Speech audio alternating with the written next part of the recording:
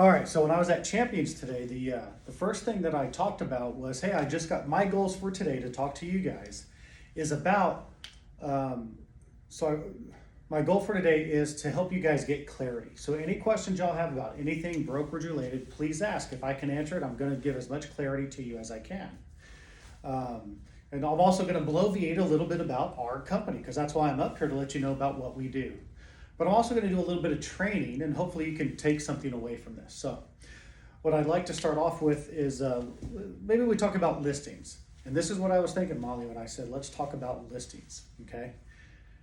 You have a broker that goes out and the broker says, and this broker says, Mr. Seller, I will sell your house, and I'm going to sell your house, and I'm only going to charge you 2% plus $1,500 to sell your house. Right, so that's all I'm going to charge. Okay, now for that, I'm going to put it in the MLS, and I'm going to have you, Mr. Seller, you're going to pay for the professional photos. Right? We'll put it in the MLS. Whenever we get an offer, I'll present it to you. So that's one thing, right?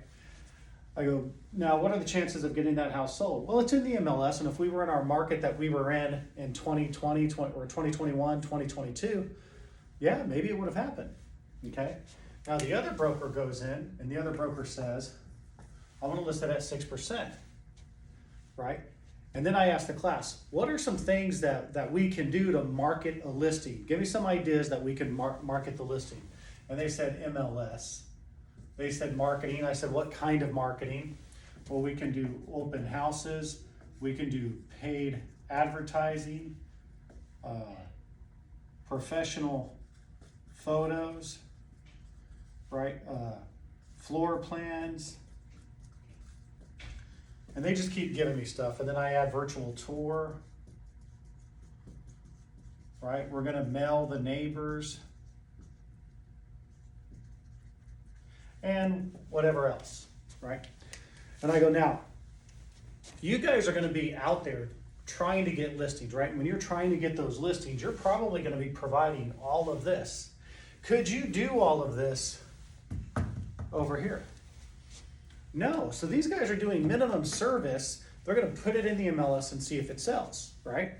But this person over here, this realtor, which would be me and you probably, we're going to be doing all of these other things. And let me ask you, does it take a lot of effort to do an open house? Yeah, it does. It takes a lot of effort to do the open house, right? I'm spending money on ads. I'm continually spending money to get things coming in. Professional photos and floor plans and virtual tours, that's $200-300 minimum to get that done. And then putting mail outs to the neighbors or knocking on doors, handing out flyers, telling the neighbors about it, all of that costs money. Now let me ask you guys, based on this, which one is more likely to sell? Right? This one. Can we get agreement that this one is probably going to be the one that's more than likely going to sell? Right. And so they were saying, yeah. I said, all right. Now what I want y'all to do is think about this. When you go out and you're interviewing brokers, and there's a broker that's offering 100% commission, and there's another broker offering a split, which one's going to cost you more with a split? But what are you getting at the 100%? And let me tell y'all a story. I have an agent in my office just today that was talking to me. And he said, maybe I say this before I go into this. And he said, you know, Johnny, I was at a 100% company. And I was told they had training. And I was told I would get some internship. And I was told these things. And he goes, I was a year. The only thing I got out of that year, I got disheartened. I got down on real estate because I didn't think I could do this, because after a year I hadn't sold anything. And when I called somebody with a question, it took 24 hours to get an answer. And I just couldn't do that, right? And so I was about to get out, but then I saw Molly and I talked with Molly and I came and interviewed with y'all, and I'm here, and he goes, it's night and day. What's available? So when you guys are out there and you're interviewing brokers, you got to keep in mind, what is this 100% broker offering? And what is the split broker offering? And there's some really good brokers out there. Y'all should interview at least 3 different brokers. Get a feel for them. Make sure you guys are a good fit. But at this 100% broker, you're getting 100%, and you're going to be paying a fee, right? It might be an annual fee. It might be a fee per transaction. But you're not getting instant access to somebody. right? When I say instant, you're not calling somebody and getting on the phone. It's going to take a minute. There's probably not an office where you're going to be able to be at or hang out at because there's not enough office space. But at the split broker, what are you going to get? And let me ask you this, what are things that you're expecting from your broker? Well, you're expecting training. Somebody said mentoring. Okay. What else? Support. What do you mean by support? Get answers when I need answers. Okay. What else do you want? Materials. Right? Materials. What else do we want? All right. And just going through that, what do we want from the broker? Training, mentoring, support, office space. Now, why is office space important? And then culture, right? Which leads to collaboration. Going out with each other, right? To show houses, to partner with each other, stuff like that. Why is office space important? We have to think about it. I can work from home for about a week, but after a week I start getting distracted, and I get so distracted I can't produce. I need an office to come to. Some of you might be able to work from home just fine. Most of you probably won't be able to. How many of y'all could work from home? How many of y'all need an office? Yeah, see, so most of y'all need an office, okay? And collaboration. We do better when we work with others, right? So we come in, we sit down, we collaborate, we do open houses together. Maybe we make calls together, but we're working with other agents because working together, there's a synergy that happens and you get excited. Just like when you're here in school, like me right now talking to you guys, there's energy. I couldn't do this by myself over a Zoom call. I've done Zoom trainings. Wow, they're so different than live trainings, right? And then just whatever else, and maybe we need a cheat sheet of all these things that the office applies. So we have staff to help, an attorney to speak to, that sort of thing. So I gotta ask you, when you guys are out there talking to the brokerages, interview with them, which one do you think is going to help you sell houses? Is it gonna be this 100% company, or is it gonna be this split company? And you have to think, I mean, the money's good, y'all's money is important, but which one is going to help you to make more money on the bottom line? Is it gonna be this 100%, or is it gonna be the split? It's going to be the split, because I know you may have heard this before, but 100% of zero is zero. And as that agent said, now he feels confident. Now he's getting back into it. He just came to our office probably 3 weeks ago. He's getting the training that he needs. Didn't have training for a year. Said he would get training. Didn't have training. Okay. So just wanted to point that out to you guys. Now our office is here. This is what we're providing at our office. Okay, we're providing the training, the mentoring. We have training every morning. Starts at 9, ends at 1 o'clock on Mondays and Tuesdays. Wednesdays, Thursdays, it's from 9 to 11. Fridays, it goes a little longer. We have free for all, where we all come in and ask questions, right? Any questions you guys have. But every morning you're coming in and you're getting that training every day. If you need one-on-one appointments, I meet with you one-on-one. We have accountability, all of those things. But the important thing is by me talking up here, do y'all think I'm passionate about what I do? I am. I want to help you guys succeed, and I can't do that without seeing you guys face to face, talking with you, helping you guys get where y'all want to be. That's what I do. That's what this does. Okay. So Molly, I did that today and just kind of blew it out of the park. They asked me about teams. So when they asked me about teams, I say, yeah, should I go on a team or should I go individual? And I go, it depends. So I told him, the thing about teams is you could go on a team, but if the team leader is still in production, massively in production, running their own leads, it doesn't really support you that well.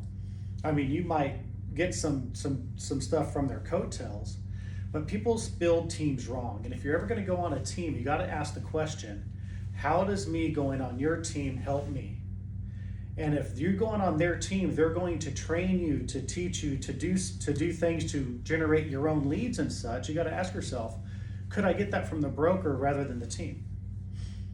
And if you could get that from the broker rather than the team, on the team, you're going to be on a lower split than you would be if you went just with the broker. So keep that in mind.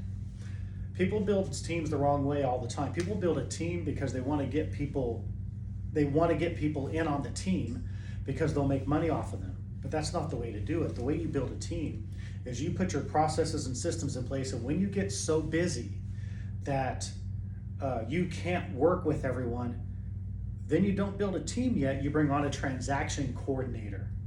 And from contract to close, you hand it over to the contract coordinator. That's what you do. Then when I get a little bit busier and I can't get my marketing done, I bring on a marketing person. So now I'm paying a part-time transaction coordinator, maybe just per transaction. Now I'm hiring somebody to do some of my marketing for me. And then I get so busy, I can't work with all these buyers. Now I bring on a buyer's agent, and I'm feeding that buyer's agent. And I'm concentrating on listings. Maybe I'm working a few buyers, but I'm giving leads to that buyer's agent. Now here's the deal. How much is that buyer's agent paying? Am I paying that buyer's agent? So let me tell you guys a story. I was at a training and it was on teams and building teams, and this guy knew how to build teams. He had a bunch of people in his office that had teams. And he asked, how many of you guys are not making money with your teams? And pretty much every hand in the room went up. They weren't making money. And he asked, why are you not making money? He goes, the people on my team keep wanting higher splits. And they say, if you don't pay me a higher split, I'm leaving. So I up their split. So now they're on 80% splits, or they're on 85% splits. And he goes, I just can't make money. And the guy asked him, if you got $1 million buyer, or he asked, do you have buyer agents? Yes. If you get $1 million buyer lead, are you giving that to your buyer's agent? And the guy goes, no. He goes, you're keeping it yourself? They go, yes. He goes, why? He goes, because I can't afford to give it away. I have to work that person because I'm not making any money. And he goes, that's your problem. You're paying too much to the buyer's agent. Your job as a team leader is to feed your team. That, if you can't give up the $1 million buyer, then you're doing it wrong. You have to be able to take that $1 million buyer and give it to your buyer's agent. You have to. That buyer's agent's on a 50-50 split, not an 80-20 split. They're on a 50-50 split because you're feeding them. And then I asked them, I said, let me ask y'all new. If you had the opportunity to get a buyer that was already pre-qualified, ready to go, and I got to show them houses and put them under contract, would I take that 50-50 split? Would you take the 50-50 split? I would take it all day long, because the hardest thing to do is to nurture that relationship and get that lead. If you give me somebody ready to go at a 50-50 split, I'm doing it.